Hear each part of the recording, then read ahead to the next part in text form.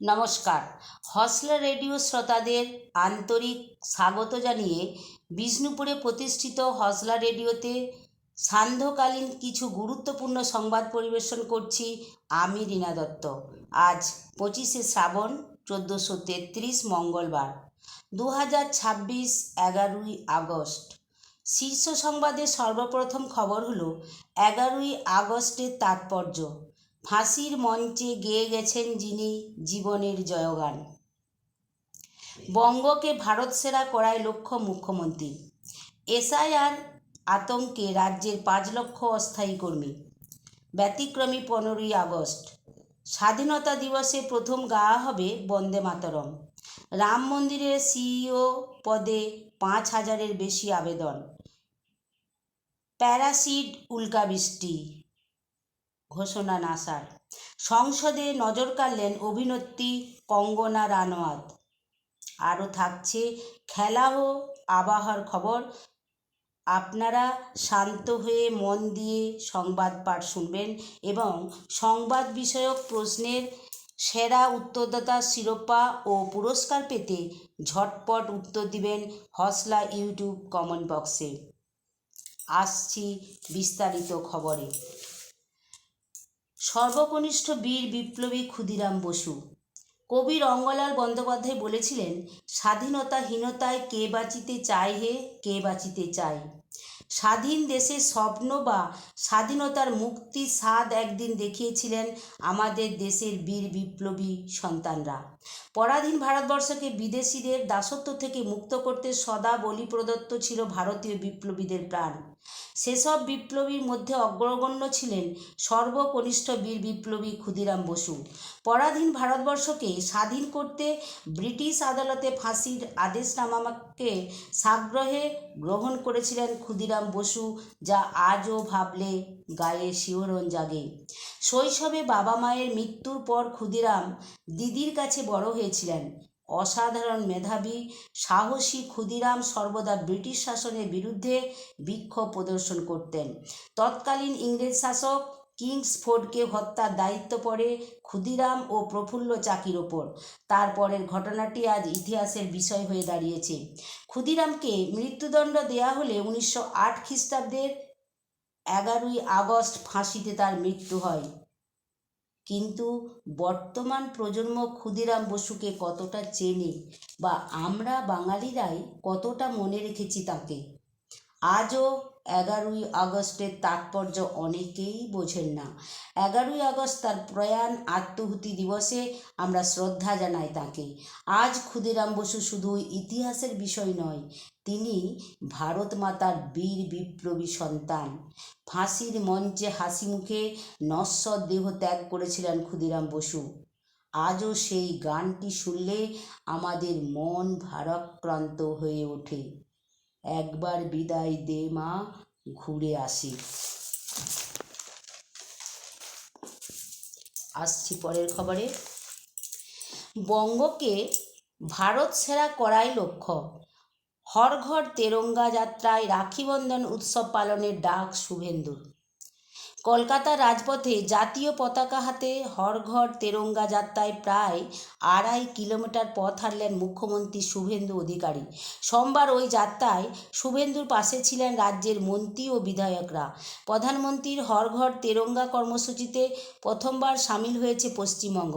কয়েকদিন আগেই রাজ্যে এই কর্মসূচির কথা ঘোষণা করেন তিনি। এদিন বিজেপি হাজার হাজার কর্মী সমর্থকরা জাতীয় পতাকা হাতে এই তেরঙ্গা যাত্রায় হাঁটেন। মিছিল শেষে শুভেন্দু বলেন, আজ কলকাতা তেরঙ্গাময়। হর ঘর তেরঙ্গা কর্মসূচিতে এই প্রথমবার রাজ্য যুক্ত হয়েছে। 70 লক্ষ জাতীয় পতাকা বিতরণের কর্মসূচি পালন করছে রাজ্য। এছাড়াও এদিন সরকারিভাবে রাখিবন্ধন উৎসব পালন করার কথা ঘোষণা করেন শুভেন্দু। ব্যতিক্রমী 15ই আগস্ট রাজ্যের। এবছর 80তম স্বাধীনতা দিবসে বাংলায় একাধিক নতুন উদ্যোগের ইঙ্গিত পাওয়া গেছে। এবার রাজ্যবাসীর উদ্দেশ্যে আকাশবাণী কলকাতা থেকে বেতার বার্তা দেবেন রাজ্যের নবনির্বাচিত মুখ্যমন্ত্রী। একথা নিজেই নিশ্চিত করেছেন শুভেন্দু অধিকারী। রীতি মেনে দূরদর্শন ও আকাশবাণীর মাধ্যমে জাতির উদ্দেশ্যে ভাষণ দেন রাষ্ট্রপতি দ্রৌপদী মুর্মু। তারপরেই মুখ্যমন্ত্রী শুভেন্দু অধিকারীর ভাষণ সম্প্রচার হতে পারে বলে সূত্রের খবর। প্রধানমন্ত্রী নরেন্দ্র মোদীর হর ঘর তেরঙ্গা ঘর ঘর তেরঙ্গা কর্মসূচিতেও প্রথমবার যুক্ত হয়েছে পশ্চিমবঙ্গ। সেই উপলক্ষে রাজ্য জুড়ে একাধিক বর্ণাঢ্য কর্মসূচিরও আয়োজন করা হয়েছে। স্বাধীনতা দিবসে প্রথম গাওয়া হবে বন্দে মাতরম। আগামী ৮০তম স্বাধীনতা দিবসে ঐতিহাসিক মুহূর্তে সাক্ষী হতে চলেছে দিল্লির লালকেল্লা। এই প্রথমবার স্বাধীনতা দিবসের দিন লালকেল্লা থেকে গাওয়া হবে বন্দে মাতরম। বঙ্কিমচন্দ্র চট্টোপাধ্যায় রচিত দেশাত্মবোধক গান বন্দে মাতরম এবছরই ১৫০ বছর পূর্ণ করছে। সেই উপলক্ষে স্বাধীনতা দিবসের অনুষ্ঠানে বিশেষ গুরুত্ব পাবে বলে জানানো হয়েছে প্রতিরক্ষা মন্ত্রকের পক্ষ থেকে। এবারে স্বাধীনতা দিবসের মূল ভাবনা যুব শক্তি, বিকশিত ভারতের যাত্রায় নেতৃত্ব। এবারের অনুষ্ঠানে দেশের উন্নয়নে তরুণ প্রজন্মের ভূমিকার উপর বিশেষ গুরুত্ব দেওয়া হবে বলেও জানা গেছে।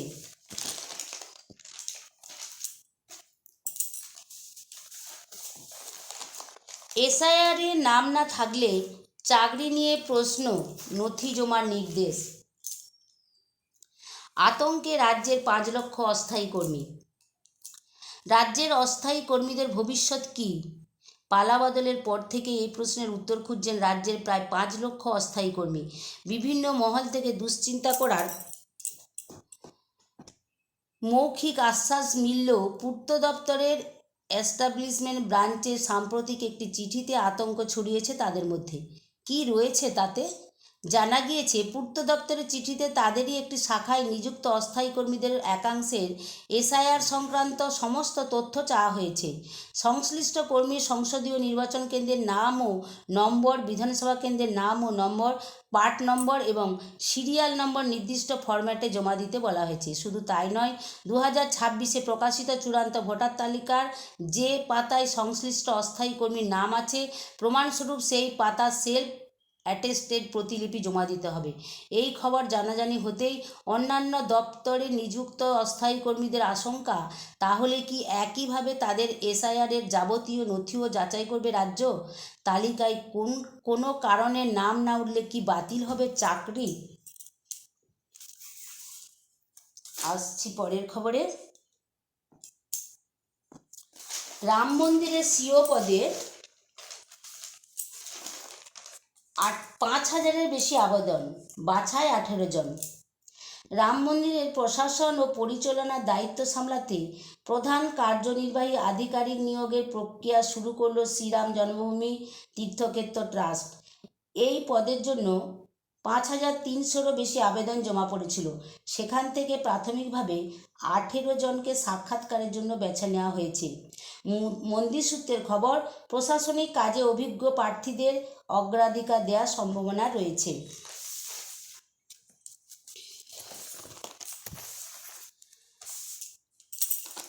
প্যারাসিড উল্কাবৃষ্টি। নাসা, গ্রীষ্মের রাতের আকাশ আলোকিত করতে আবারও আসছে পারসিড উল্কাবৃষ্টি। উত্তর গোলার্ধের বাসিন্দাদের জন্য এবারের উল্কাবৃষ্টি দেখার সুযোগটি বেশ চমৎকার। আগামী বুধবার রাত থেকে বৃহস্পতিবার সকাল পর্যন্ত চলবে এই উল্কাবৃষ্টির চূড়ান্ত পর্যায়। একই সময়ে স্পেন, আইসল্যান্ড ও গ্রিনল্যান্ডে পূর্ণগ্রাস সূর্যগ্রহণ দেখা যাবে। পাশাপাশি আকাশে দেখা মিলবে ৬টি গ্রহের এক অদ্ভুত সারিবদ্ধ দৃশ্য। তবে সূর্যগ্রহণের ঠিক পরেই এই জ্বলন্ত উল্কাগুলি সবচেয়ে ভালোভাবে দেখা যাবে। নাসার মতে, আকাশ পরিষ্কার থাকলে ঘন্টায় ৫০ থেকে ১০০টি উল্কা দেখা যেতে পারে। আমেরিকান মিটিওর সোসাইটি বলছে, গ্রামাঞ্চল থেকে ঘন্টায় অন্তত ৩০ থেকে ৫০টি উল্কা চোখে পড়বে। পৃথিবী যখন ধূমকেতু বা গ্রহাণুর ফেলে যাওয়া ধ্বংসাবশেষের ভেতর দিয়ে যায়, তখন সেগুলো দ্রুত বেগে পৃথিবীর বায়ুমণ্ডলে ঢুকে জ্বলে ওঠে। এগুলোকেই আমরা তারা খসা বলি।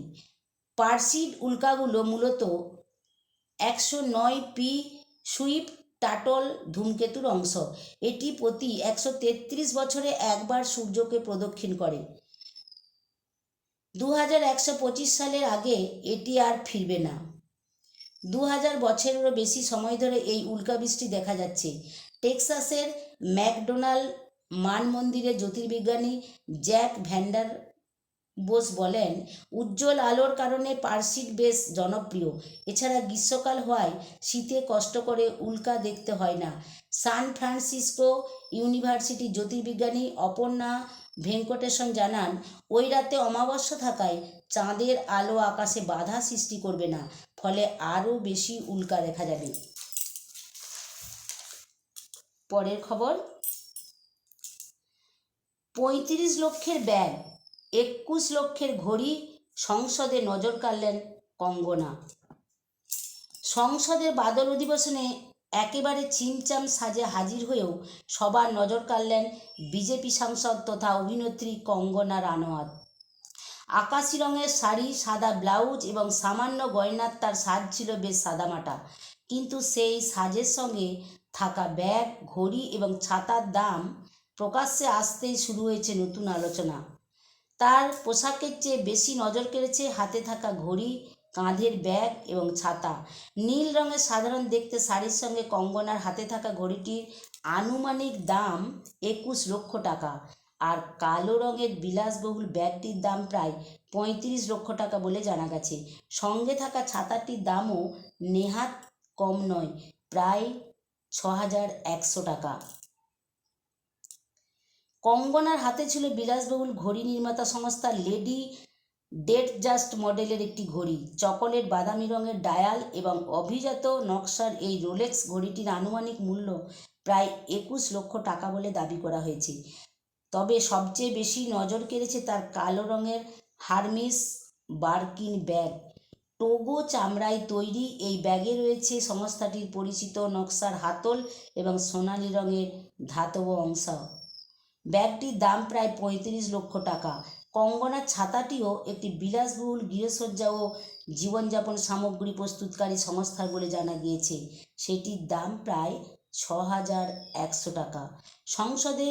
সাংসদদের দামি পোশাক, ব্যাগ কিংবা অন্যান্য সামগ্রী নিয়ে আলোচনা অবশ্য নতুন নয়। সেই তালিকায় কঙ্গনার নামও জুড়ল। আপনারা খবর শুনছেন হসলা রেডিও থেকে। এখন আসছি খেলার খবরে। পদক জিতে কেন কান্না, মোদিকে জানালেন চানু। ন্যাপকিনে ছাপা ভারতের বিকৃত মানচিত্র। সদ্য সমাপ্ত কমনওয়েলথ গেমসে বিতর্ক বাঁধিয়েছিল গ্লাসগোর এক রেস্তোরাঁ। দেখা মাত্রই ক্ষোভে জ্বলে ওঠেন ভারতীয় বক্সার লাভলিনা বোরগোহাঁই। মানচিত্র থেকে কেন বাদ উত্তর পূর্ব ভারত, তার প্রতিবাদে রেস্তোরাঁ কর্তৃপক্ষ নিঃশর্ত ক্ষমা চেয়ে নেয়। ভারতের বিকৃত মানচিত্রের বিরুদ্ধে লাভলিনা প্রতিবাদ করায় খুশি হয়েছেন প্রধানমন্ত্রী নরেন্দ্র মোদী। গ্লাসগো কমনওয়েলথে ভারত 13টি সোনা, 17টি রূপো ও 9টি ব্রোঞ্জ জিতেছে।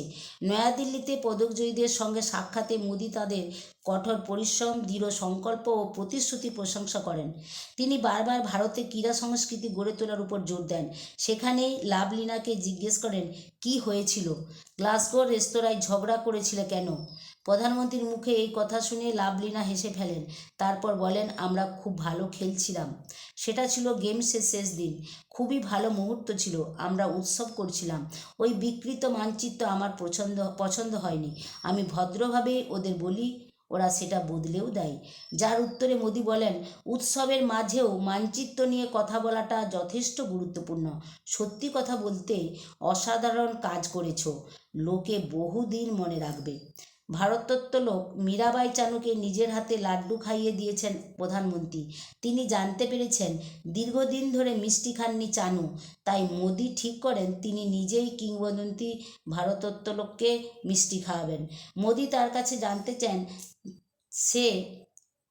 সেদিন সোনা জিতে এত কাঁদছিল কেন। চানু বলেছেন, টোকিও অলিম্পিক্সে মাত্র 1 কেজি ওজন কম তোলার জন্য পদক হাতছাড়া হয়েছিল। আমাদের অনেক সমস্যার মধ্যে দিয়ে এগোতে হয়। শেষ 4 বছরে অনেক উত্থান পতনের মধ্যে দিয়ে গিয়েছি। চোট পেয়েছি, খারাপ খেলেছি, কিন্তু হাল ছাড়িনি। কমনওয়েলথ গেমসে সোনা জিতে জাতীয় সঙ্গীত শোনার পরে আবেগ ধরে রাখতে পারিনি। নরেন্দ্র বেরওয়ালের কাহিনী শুনে হেসে ফেললেন নরেন্দ্র মোদী। রবিবার কমনওয়েলথ গেমসে পদকজয়ীদের সঙ্গে দেখা করেন প্রধানমন্ত্রী। সেখানে এক মজার কাহিনী তুলে ধরেন নরেন্দ্র। তিনি জানিয়েছেন, এক পাক বক্সারের নাকি নরেন্দ্র নামের প্রতি ঘৃণা ধরে গিয়েছে, যা শোনার পরে মোদী নিজেই হেসে ফেললেন। তবে পদকজয়ীদের সঙ্গে একটা ছবি দিয়ে প্রধানমন্ত্রী লিখেছেন, জো খেলেগা ও খিলেগা। সুস্থ শুভমান, প্রস্তুতি নিয়ে খুশি ভারত। শ্রীলঙ্কার বিরুদ্ধে টেস্ট সিরিজ শুরু হওয়ার আগে প্রস্তুতি ম্যাচে 6 উইকেটে জিতেছে ভারত। একই সঙ্গে শুভমন গিলকে নিয়ে সংশয় দূর হওয়ায় স্বস্তি ভারতীয় শিবিরে। প্রস্তুতি ম্যাচের পরে ভারতের ব্যাটিং কোচ শীতাংশু কটাক জানিয়েছেন, টেস্ট সিরিজের আগে নেট প্র্যাকটিসের চেয়ে অনেক ভালো অনুশীলন তাদের ক্রিকেটারদের হয়েছে এই প্রস্তুতি ম্যাচ খেলে। 15ই আগস্ট থেকে গলে প্রথম টেস্ট শুরু হবে। আসছি আবহাওয়ার খবরে। ভ্যাপসা গরমে মেঘলা আকাশ, বিক্ষিপ্ত জায়গায় অল্প বৃষ্টিপাত হলেও গরম কাটছে না। আজ বাঁকুড়ার সর্বোচ্চ তাপমাত্রা 32 ডিগ্রি সেলসিয়াস, সর্বনিম্ন 26 ডিগ্রি সেলসিয়াস। পুরুলিয়া সর্বোচ্চ তাপমাত্রা 33 ডিগ্রি সেলসিয়াস, সর্বনিম্ন 25 ডিগ্রি সেলসিয়াস। আজ সংবাদপাঠ এখানেই শেষ করছি। নমস্কার, শুভরাত্রি, সবাই ভালো থাকবেন।